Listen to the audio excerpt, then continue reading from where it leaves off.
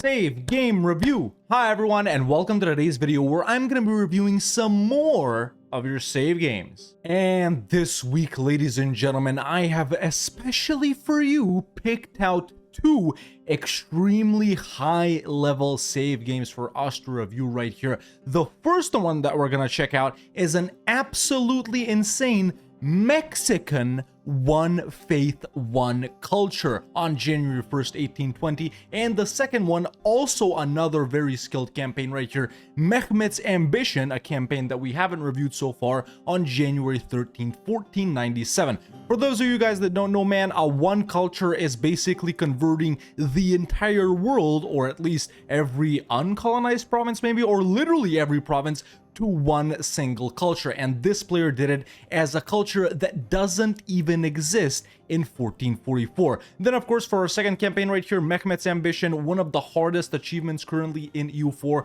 which requires you to own pretty much the entirety of the territory of the Roman Empire, starting off as the Ottomans, but before 1500. So as we can see, man, two very high level save games right here that we're gonna check out today. So without further ado, let's jump in and let's see what Edis right here had to say about his Mexican One Culture. So Edis right here says, my World Conquest One Faith, One Culture run. It did a few tags before forming Spain, like Georgia for the PU on Russia, Hungary for the PUs on Poland and Bohemia, then Congo, then Morocco, then Tunis, then two Sicilies, Sardinia, Piedmont, Austria, and Romania for modifiers. That's 9 different nations, and we don't even know who we started out as. Early game used mostly subjects because I managed to stack up to cap cost, annex modifier, reduction, and I was unlucky because I had to wait for too long to get the culture I want to go with, but I did it early 1600s. So he only got Mexican early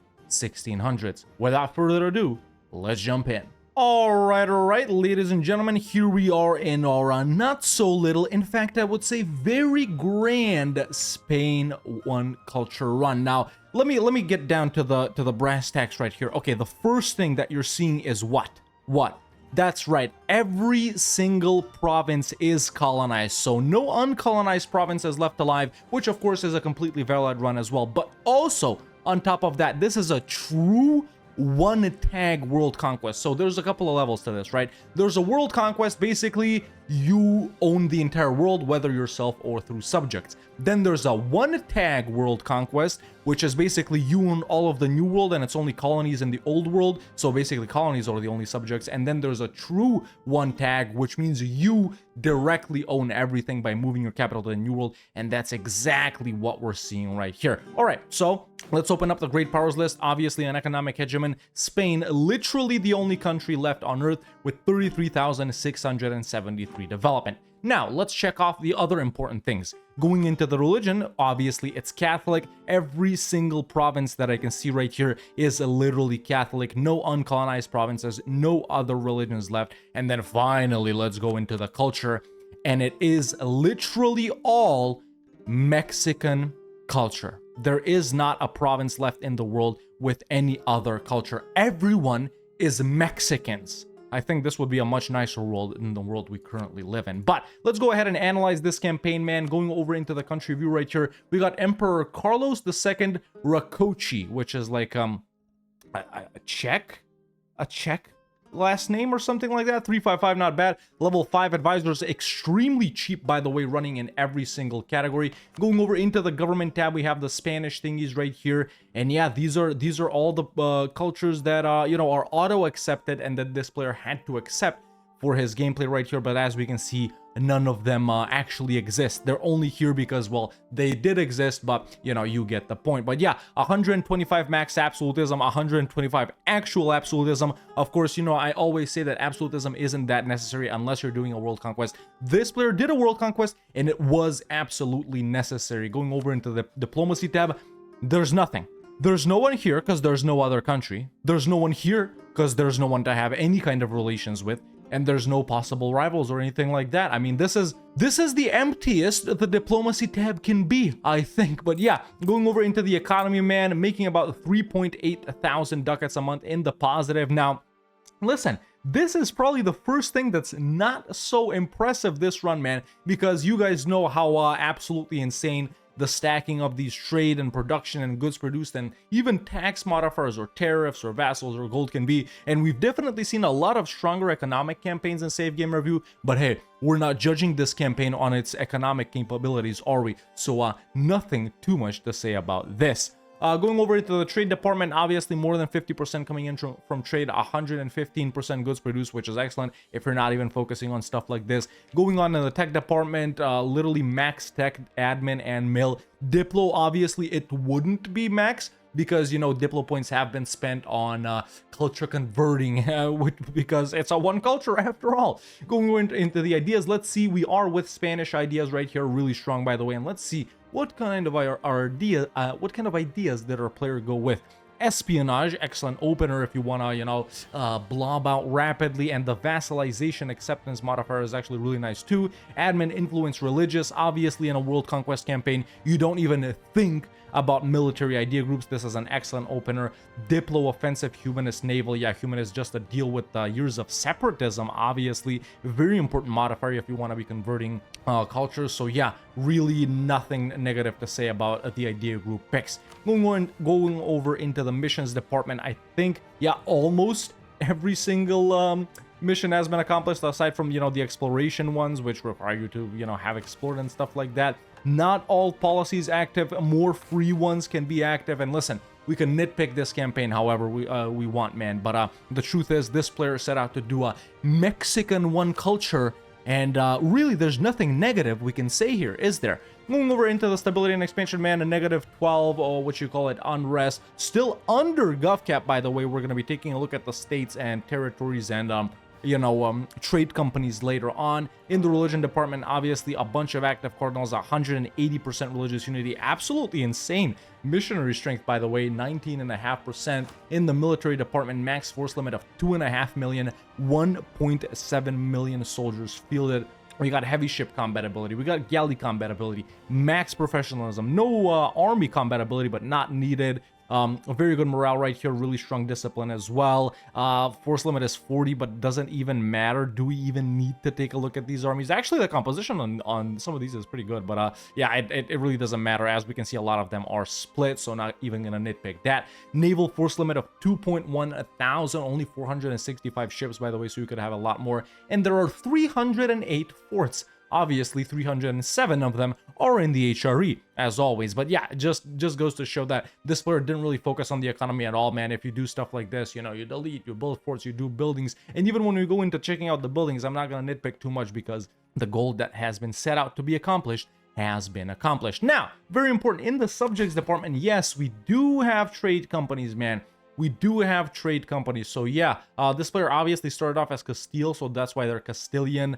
Yeah, Congolese Anatolia Company. Alrighty then, well, that's what's up. But yeah, going over into the estates, literally 100% crown and ownership, still a lot of privileges active, and still 125 max absolutism. That is how you do it, ladies and gentlemen. That is how you do it. But yeah, everything's pristine right here from the from what I've taken a look at, man. Now, I'm interested in, oh yeah, the papacy, of course. We are the Curia Controller. The Pope will always be here, by the way, even if he doesn't exist, which of course he doesn't. Now, let me go over into the states and territories, man. So the only thing that's stated right here is this state right here. Now, where is the capital, I wonder? It should be somewhere over here. Yeah, the capital is Atabapo. All right, and all of these, look at the insane dev, man. Now, this player poured in 1 million development points into these. I guess this is where maybe Mexican culture was originally. So he was trying to get it up to be his main, what you call it, still a territorial core?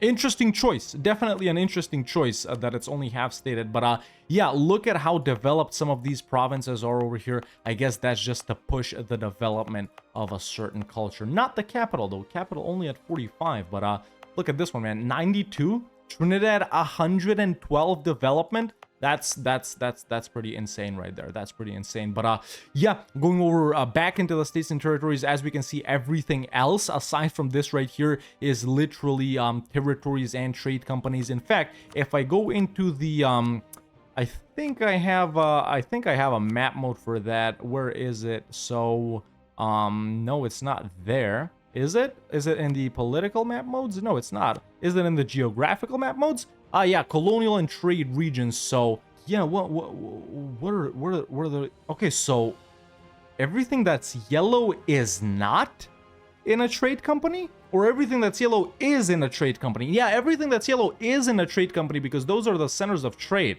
Yeah. So we can see a very careful selection of trade companies right here, especially in Africa, over here in the Balkans, the sort of Middle East region, and a little bit in India too. So that's the trade companies right there. All right, no need to go into like the autonomy or anything like that because that literally doesn't matter. Look at this. Yeah, man, looking absolutely insane right there. Now, let's go on and move on into the buildings, man. Now, this is going to be sort of weird to check out, like I said at the start, because it doesn't really matter. But, yeah, marketplaces, this is where they've been built. I don't think the player focused too much on these things, if I'm being honest, man. Almost none at all, because you can see, you know, the provinces that have been conquered late game where minor nations were located, where they put down every single building in their province. So, yeah, man, not too strong of a focus on buildings. From the player's side. Yeah, look, even the courthouses, man, you can build them literally everywhere. You know, obviously they would be present all over Europe, but even without that much courthouses, I'm still amazed that this player is still under GovCap. Of course, that would be the case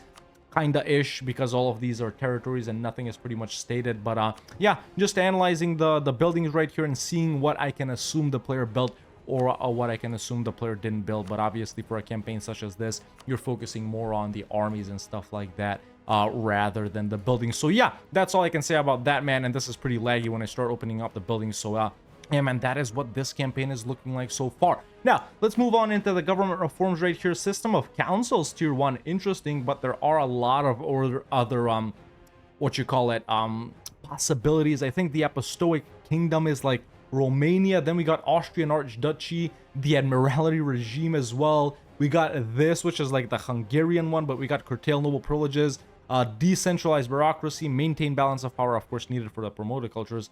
We got tercios, of course, tier 5, aristocratic admin, curtail the burghers, even thalassocracy is available. 6 books, l'état c'est moi, even though we got kingdom for the people, or actually that's always present, and political absolutism. So absolutely pristine right here. A lot of other interesting choices that could be taken, but the system of councils mechanic, which is this right here, is actually really strong. So you kind of do want to use it, especially for what Spain does, even in a normal campaign, not something like this. So yeah, man, I think we've checked out everything there is to check out. The only thing that's left to do right here is take a look at the timeline, although I don't know how feasible that would be since we got Croatian Maghreb in 1444. You already know how screwed up the map is, and you got Tunisian Balkans and Georgian Carpathia. So when you form so many nations, even if you form just one nation, man, looking at the timeline is kind of messed up. But yeah, let's go ahead and speed it up right here and see if we can make out anything, man. I think the player did start off as Castile, if I'm not mistaken. I don't think it's Croatia. I think this should be Castile at this point still. Yeah, Portugal being eaten up, France over here as well. Yeah, Biz, vassals, Albania, a lot of subject gameplay right now, as we can tell. Yeah, okay, so it is Castile, yeah, of course. Then we got, you know, this, I don't know if that's Hungary or not. Yeah, the map is kind of messed up when you're doing this, man. Still no colonization in 1520, by the way, as we can tell right here. Portugal has been completely eaten up. Then we go further expanding into the Balkans, like going for sort of the Roman Empire territories-ish. At this point, we got like Moroccan Congo, Castilian Congo, right? Like Argentine, that's Britain, I guess. Yeah, you can see how this works, man. Half of Italy conquered over here. Naples might be a subject. So pushing hard into this region right now. But yeah, now it's becoming clear. Okay, so now we're Hungary, now we're Morocco.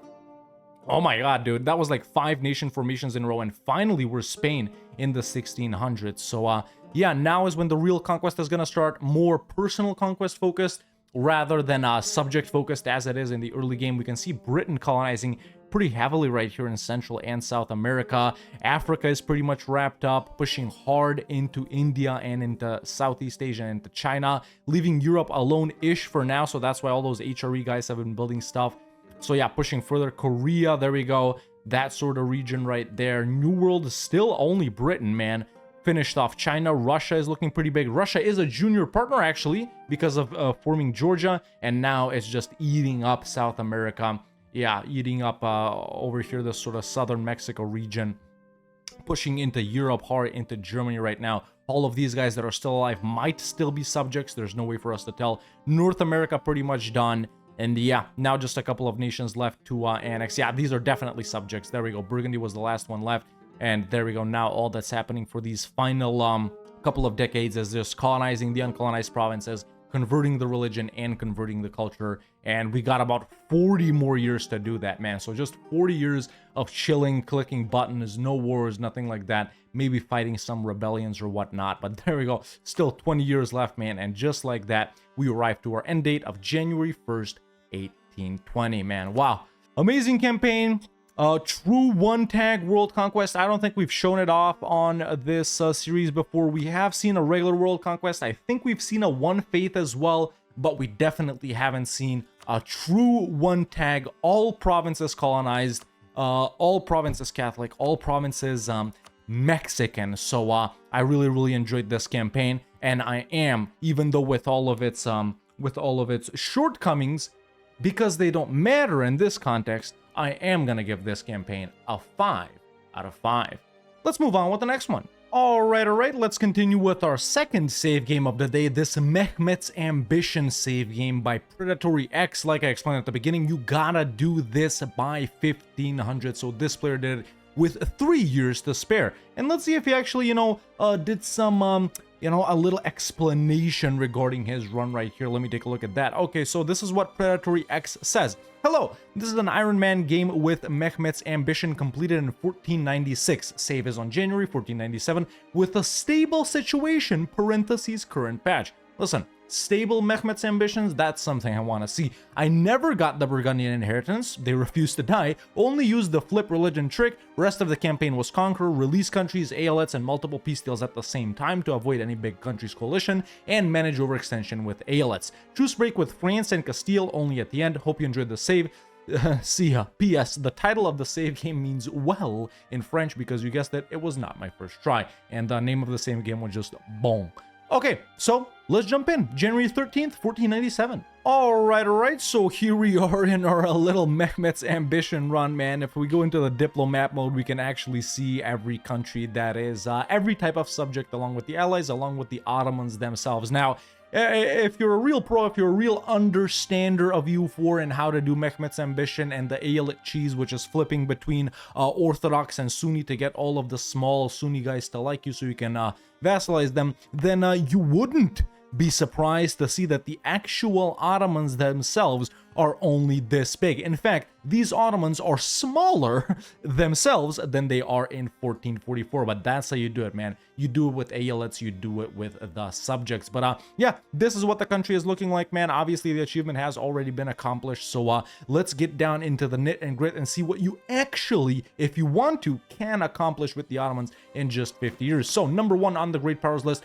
almost 3,000 development. The own development is only 616 right here, which is looking really strong. Now, if I go into the coalition map mode, yes, we actually can see other provinces that the Ottomans directly own, like Cyprus, stuff over here, stuff down here. This is, of course, to get range and stuff like that. This over here, this province in Granada for the Alhambra specifically. Then we got Milan over here as well, some provinces in southern Italy, and then a bunch of provinces over in Great Britain, and a lot of the German guys and the Nordic guys, and then the Muscovy, I guess, and these guys over here, they are mad, but everyone else is literally just chilling. All right, so going over into the court tab, we got Mehmet II is still alive, by the way. Mehmet's Ambition with Mehmet himself, 666, obviously level 5 advisors in every single category.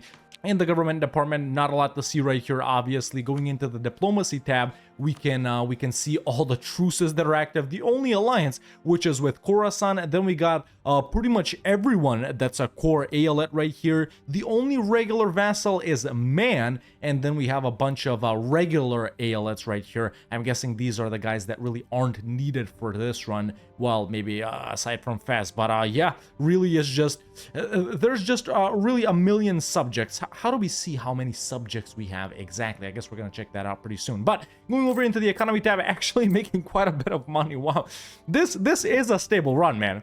This is actually a good run. You can very easily continue playing this. Just just don't care about these guys and go somewhere else. It really is as simple as that. But making about 177 ducats in the positive right here. So much coming in from the subjects, not a lot from production. And listen, these are puny numbers compared to this, right? This is where all the money is coming from. Going over into the trade department, not a lot to see over here. You know, 10% goods produced is only because of the golden arrow, which of course you do want to activate. So perfect right there. In the tech department, 7, 6, and 7. Once again, get some cannons up and stuff like that.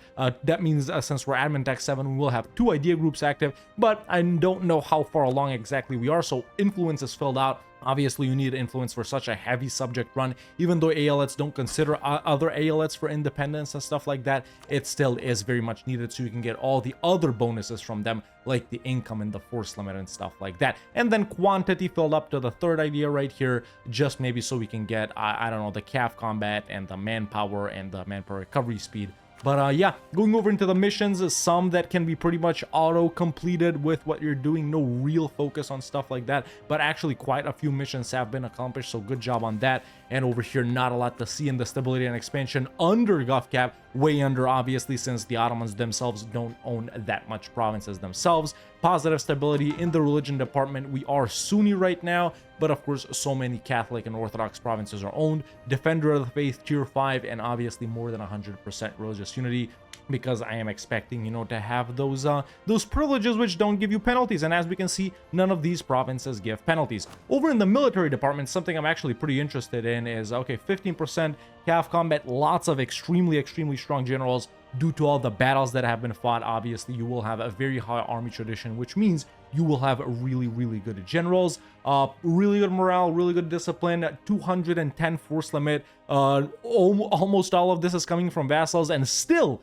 over force limit, which is interesting to see. Not a lot of focus on boats. Of course, you only really kind of need boats to be able to do a naval invasion over in Great Britain, but even that's not really that necessary. So everything is looking really strong right here. Now over in the subjects, man, I wish I wasn't lazy and I wish I could have counted them, but there are so many of these guys, and it's expected. A lot of expected ones, a lot of unexpected ones. We got like this huge Armagnac here, for example, right? This weirdly shaped Granada, Galicia, Leon. So a lot of these guys have been fed their cores and then some, like Styria over here, for example, you know. But yeah, that's what that is looking like. And in the estates department, Janissaries happy.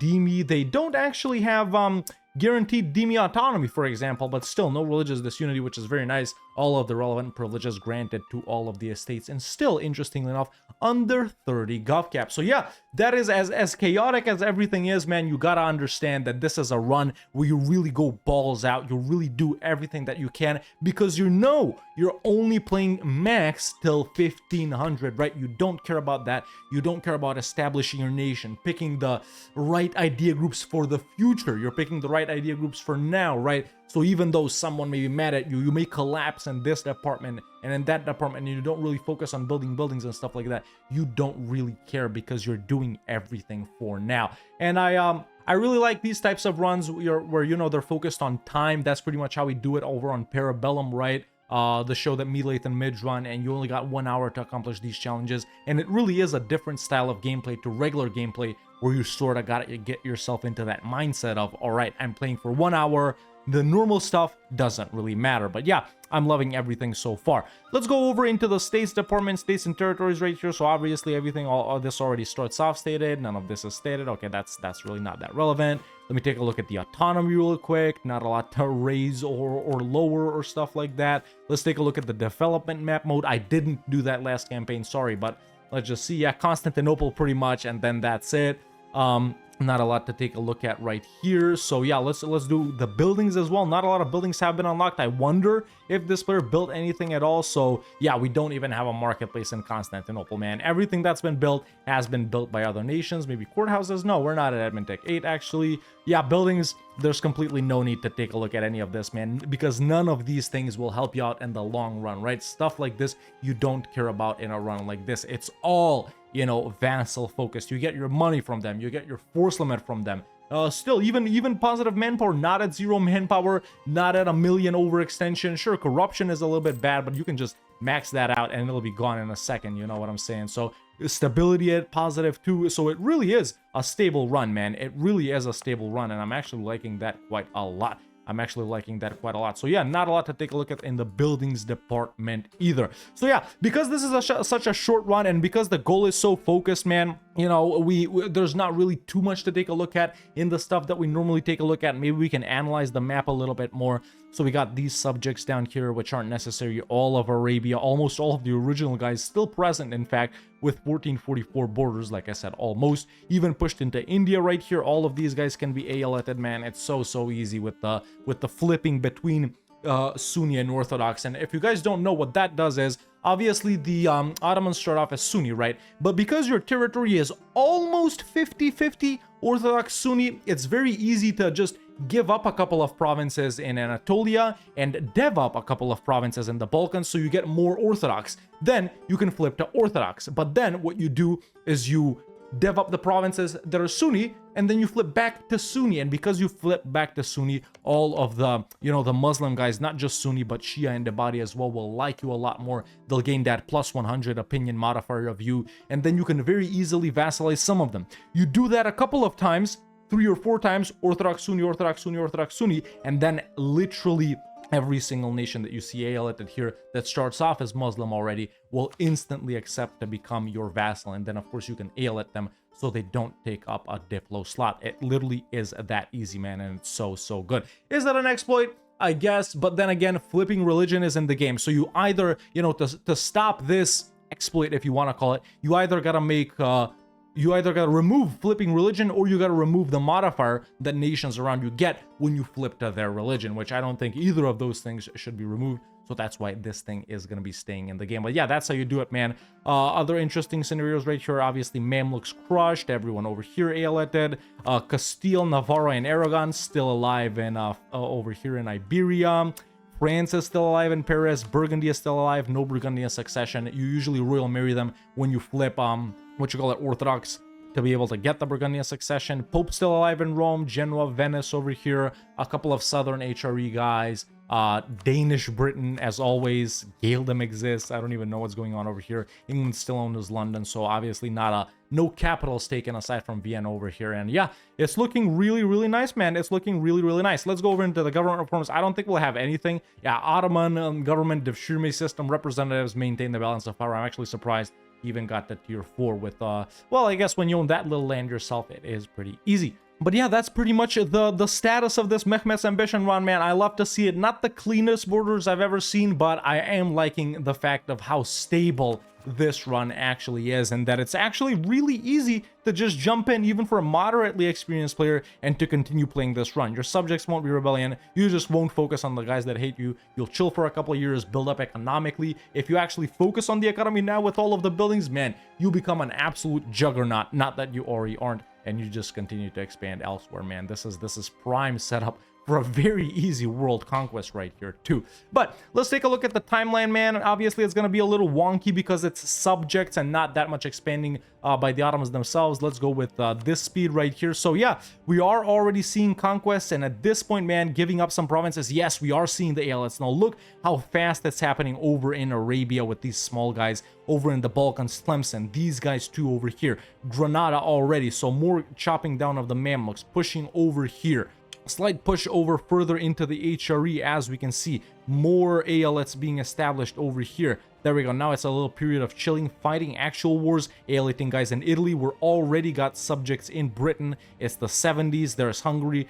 Further expansion into Italy, further expansion over here. The Mamluks are now done. Rapid expansion over in Castile and in France. Simultaneous wars, like this player said, and over in Italy. And now Castile and France are just about to be obliterated, just like England was right here. And there we go. They're pretty much gone. And there's a truce break, I think, versus both of those guys. And we arrive at 1497. Such a short timeline, man.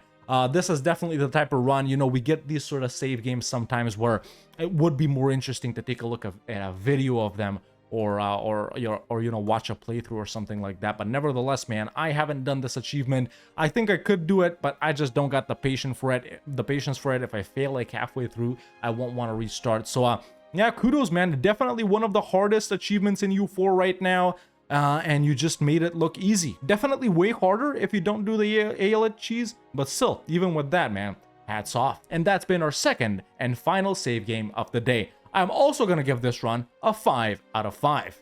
Good job. But yeah, there you go, man. Those were our 2 save games of the day. Like I said, I chose them specifically because I think they were very, high level, high skill save games that got submitted right here. That Mexican One Culture, which is One Culture in and of itself is hard enough, but with all those nation flips and with a culture that doesn't even exist in 1444, and it's not even that, large after it forms, and with this Mehmet's Ambition, one of the hardest achievements in U4 runs, that's why I chose those 2 to show off today. But nevertheless, very nice runs. Thank you for your submissions. And yeah, as always, if you want to submit your save games and have a chance of getting me to review them, make sure to join the Discord. The link is in the description. And then post them in the Save Games for Vid channel. And if they're interesting and cool enough, I might review them. But I think that's all I have to say about that. So yeah, if you enjoyed this video, don't hesitate to leave a like. It really helps out a lot. And if you like the content and want to see more videos like this, make sure to hit that subscribe button so you don't miss out on any of them. And you can become a member today